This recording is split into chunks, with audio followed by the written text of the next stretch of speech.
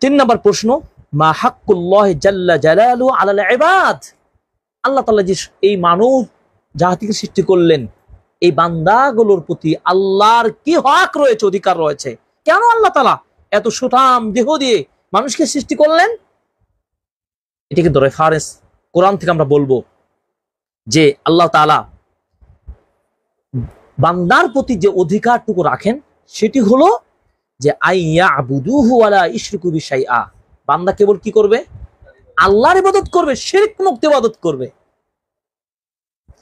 এজন্য আল্লাহ সুবহানাহু ওয়া তাআলা পবিত্র কোরআন সূরা যারিয়াতে 56 নম্বর আয়াতে বলেছেন কি, ওয়া মা খালাকতুল জিন্না ওয়াল ইনসা ইল্লা লিয়াবুদুন।